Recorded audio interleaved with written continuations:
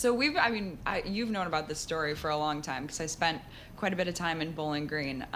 Kentucky. In Kentucky, yes. Not Bowling Green, Ohio, because there is a Bowling Green, Ohio as well. But has 4% of Bowling Green and the surrounding area, people are on weight loss drugs, and it's just changing the fabric of the area economically, culturally, but in sort of surprising ways. Like, I thought that I would go there and the restaurants would be empty and the gyms would be closing down, but it's sort of the opposite. I mean, restaurants are still full, the gyms are doing great. But what's happened is this like side economy has sort of formed alongside the drugs. So there's medical spas that are cropping up everywhere to sell these compounded drugs. The GNC is doing, great business selling supplements that help with side effects. And so it's like, it's actually helping business, but in sort of surprising ways. I have a couple listener questions.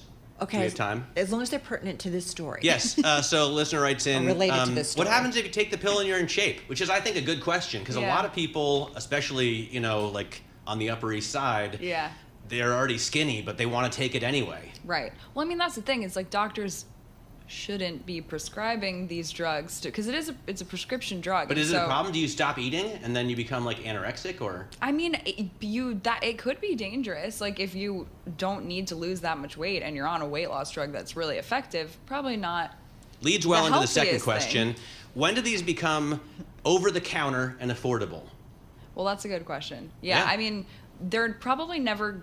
I mean, I don't want to say never, but they are prescription drugs, so they're not over the counter. But generic drugs eventually will come down the pipeline. We're already seeing like some of the older GLP-1 drugs, the first sort of wave of these, like Saxenda, which is a drug called liraglutide. That's already on the way to becoming generic. So it's a better name too. Saxenda? Saxenda.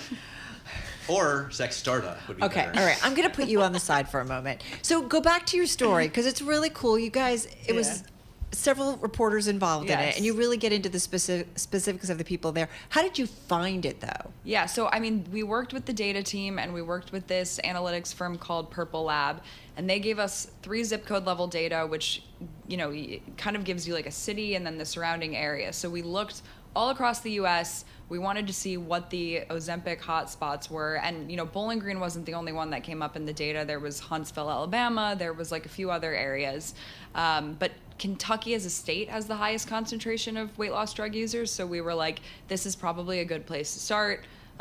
Clearly stands out in the data. And then once we started talking to people in Bowling Green, it was like, okay, this is our spot, because everyone here is either on the drugs or knows like 5 other people that are on them. I mean, can we make the assumption that it's just an area where there's a fair amount of people that are overweight? Yes, yeah, definitely. I mean, you can make that. As someone who's been there, you can definitely make that assumption. No, to be fair.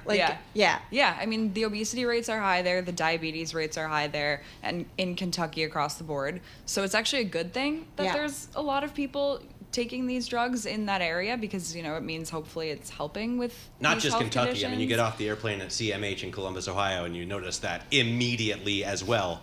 But there was a great line in your story by one of the women who knew it, right? She says, we're redneck enough. What'd she say? She said, we're redneck enough to be fat, but smart enough to do something about it. She was owning it. Yeah, I mean, listen, I think it's been an incredible game changer for a lot of people in their lives who struggle, and there are people who struggle with being overweight and who've tried a bunch of different things, and I've seen it firsthand with individuals, and then they take this drug and it's just unbelievable, the difference. Right, and that's the big thing with these drugs, is there's also been this changing understanding of obesity as a biological health condition that's driven by someone's biology, that's not necessarily just because these tropes that have long been repeated that someone's lazy or that they're eating too much. Like, there are biological mechanisms driving this, and these drugs help with that. So it's for people who need them, it's an absolute game changer.